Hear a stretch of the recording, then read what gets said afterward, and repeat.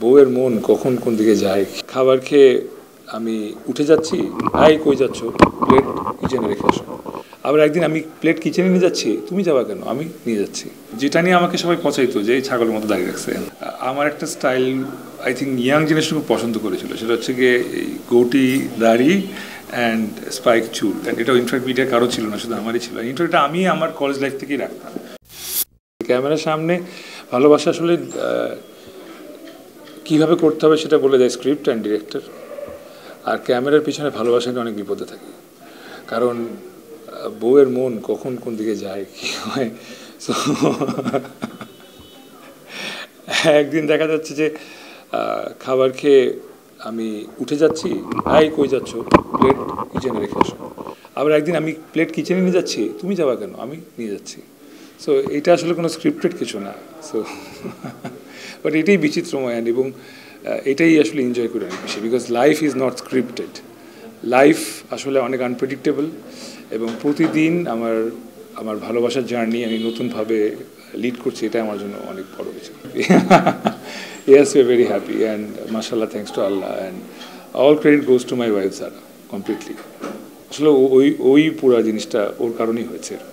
আমার কাছে ফ্যাশন মানে হচ্ছে যে কেউ আমাকে দেখে জিজ্ঞেস করবে যে ভাই এটা কোত্থেকে কিনছেন বা কোত্থেকে পড়ছেন, এই দ্যাট ইজ ফ্যাশন। আপনি এটা মেনটেন করেন বা ফ্যাশন কোনো আইকন আছে কিনা আপনার, একটু যদি বিস্তারিত বলতে পারেন। ছিল মানে অ্যাট দিস মোমেন্ট এখন আসলে ভাবে আইকন কেউ নেই। এখন আসলে প্রতিদিন নিজে উঠে নিজের স্টাইল ডিজাইন করি যে কীভাবে কী পরবো না পরবো। আসলে একসময় ছিল, when I was little I used to follow David Beckham. Owner hairstyle থেকে শুরু করে উনি কী পরবে প্রতিদিন, এটা ছিল আমার প্রতিদিনের কাজ, ফাইন্ড আউট করা। সো এই তো। বাট এখন আসলে নিজের লুক সেট করি। এখন উইন্টারে জ্যাকেট, হুডি যেগুলো কাজ করছে, sweatshirts. So I think যদিও এখন নেই, তবুও ইফ আই রিমেম্বার আরও 5-7 বছর আগে আমার একটা style I think young generation খুব পছন্দ করেছিল, সেটা হচ্ছে গিয়ে এই গোটি দাড়ি অ্যান্ড স্পাইক চুল। এটাও ইনফ্যাক্ট মিডিয়া কারো ছিল না, শুধু আমারই ছিল। ইনফ্যাক্ট আমি আমার কলেজ লাইফ থেকেই রাখতাম। সো যেটা নিয়ে আমাকে সবাই পচাইতো যে এই ছাগলের মতো দাঁড়িয়ে রাখছে, ওইটাই একসময় বিকেম আ ট্রেন্ড। সো এই তো, হ্যাঁ, ওই পেয়ে গেছি একবার লাইফে। এবার আসলে স্টাইল নিয়ে আসলে আই এম অ্যান অ্যাক্টর, দেখেন। So I need to be stylish, নাহলে আসলে আমাকে কেন মানুষ ফলো করবে বা আমার ফ্যাশন কেন ফলো করবে। Plus I always like to look good. I think everyone should. Channel মালিকদের সঙ্গে যে এই যে দেখেন আপনারা যে নাটকগুলি অন্য নামে আপলোড করছেন, এটা কি ঠিক হচ্ছে? সো ওনাদের ভাষ্যমতে যে আসলে আমাদের একটা নাটকের বেশি যে বাজেট যাচ্ছে বা ইয়ে করছে, এটা আসলে সবসময় যেটা হচ্ছে যে ওদের খরচ উঠে আসছে না।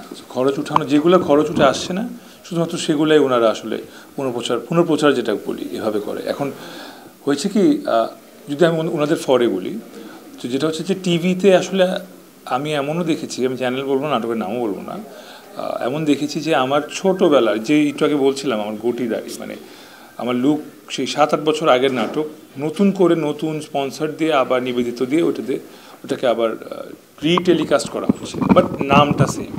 সো ইউটিউবের ক্ষেত্রে তো এটা হবে না। ইউটিউব ক্ষেত্রে তো অ্যালগোরিদম অলরেডি একটা নাম নিয়ে নিয়েছে। সো ওই জায়গা থেকে ওনারা আসলে পুনর্প্রচার করতে হলে নামটা চেঞ্জ করতে হচ্ছে, কিন্তু ওনারা কিন্তু গল্পতে কোনো হাত দেয় না, শুধুমাত্র নামটা চেঞ্জ করে। So it's a 50-50 situation. আসলে এটা কি কতটুকু খারাপ না ভালো, এটার ভবিষ্যৎ আসলে কী হবে এটা এখনও সরাসরি বলা যাচ্ছে না। বাট হ্যাঁ, completely this should not be the way. I think budget পোষাচ্ছে না, সেটাকে কোপ আপ করার জন্য we should definitely try to find another way very soon. নাহলে it might be একটা বিস্ফোরণ হয়ে যেতে পারে সামনে আমাদের সঙ্গে। আমি একটু নাটক বেছে করি। সো আমার কোনো ক্লিপ যতই চাক ওভাবে নাপ দিতে পারবে না, বাট তাও যদি দিয়ে থাকে সেটার জবাবদিহিতার সাথে আমাকে করতে হয়। অ্যান্ড আই ডোন্ট থিঙ্ক কেউ করবে। But then again social media এখন লাস্ট 6 মাস ধরে আমি দেখতেছি ইটস ভেরি অশ্লীল। মানে সবাই ওপেনলি কমেন্ট করতেছে, কারোর মধ্যে কোনো আমি জানি না ভয় নেই, এবং ফেক অ্যাকাউন্ট হোক রিয়েল অ্যাকাউন্ট হোক, নেগেটিভ কমেন্টসের সংখ্যা অনেক বেড়ে গেছে আগের চেয়ে। সো নেগেটিভিটি একটু বেশি হয়ে আছে। সো এই জন্য হয়তো অশ্লীল ক্লিপস এখন মানুষ দেখতে বেশি পছন্দ করছে, বা ক্যাপশন দিলে বেশি দেখতে মানুষের ভালো লাগে। বাট সবাইকে রিকোয়েস্ট করবো, প্লিজ পজিটিভ হন। Power of positivity is very important.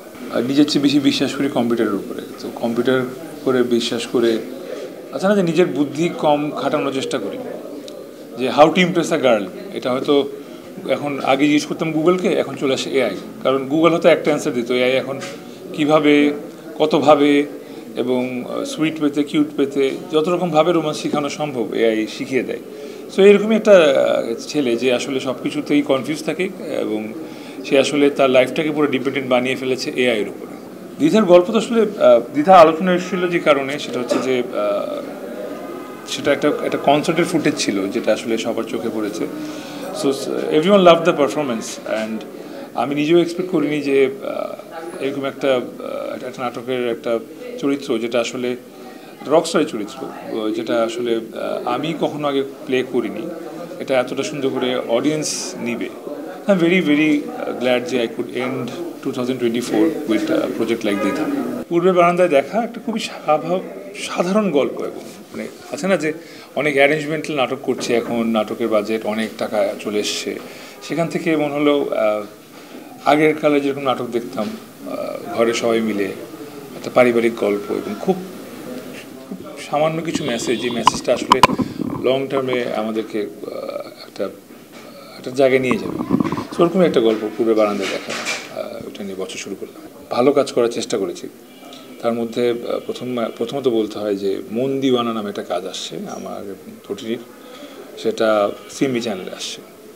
আরেকটা কাজ বলতে হয়, Mon Diwana is very romantic, very very very romantic. And আরেকটা কাজ যদি আমি বলতে চাই সেটা হচ্ছে প্রেম ভাই নামে একটা কাজ আছে। এটা অনেক দিন পর, ইনফ্যাক্ট অলমোস্ট 2 years পর আমি আমার একটা প্যাটার্ন আছে, পুরান ঢাকায় কাজ করি আর কি, তো ওই প্যাটার্ন একটা কাজ করলাম আমার। সো ওইটাও ইনশাল্লাহ ভ্যালেন্টাইন্সে আসবে। তো আর তেমন কিছু না আসলে, এখন আসলে সামহাউ আগে যেরকম 1 দিন 2 দিনে শুটিং করে অনেক নাটক আসতো, এখন এক একটা শুটিং আসলে 4-5 দিন 6 দিন করে সময় নিচ্ছে বা আমি দিচ্ছি, যে কারণে আসলে কাজের সংখ্যা অনেক কমে এসছে, বাট চেষ্টা করছি কোয়ালিটি যাতে একদম টপ নচ হয়। আমরা বিলিভ করি যে প্রতিটা নাটকের স্টোরি এক একটা ফিল্মের চেয়ে কম না। হ্যাঁ আমি জানি ফিল্মে অনেক আয়োজন থাকে, সং নাম্বার থাকে, এভরিথিং।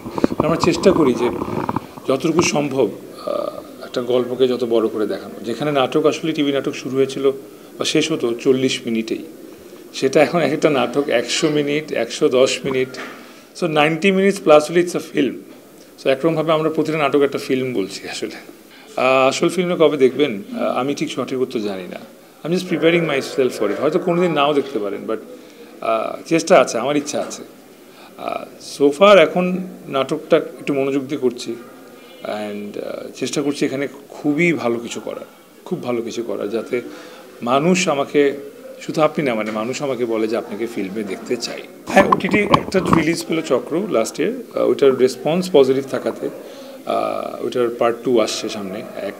আর দ্বিতীয়ত হচ্ছে গিয়ে প্রত্যেকটা প্ল্যাটফর্মের সঙ্গে আসলে আমার এখন আলোচনা হচ্ছে।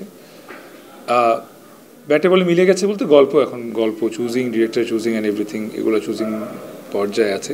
চুজ হয়ে গেলে ইনশাল্লাহ ভেরি সুন কিছু ভালো ভালো কাজ করতে পারবো। খবরের কাগজ, নিখাদ, নির্ভীক, নিরপেক্ষ।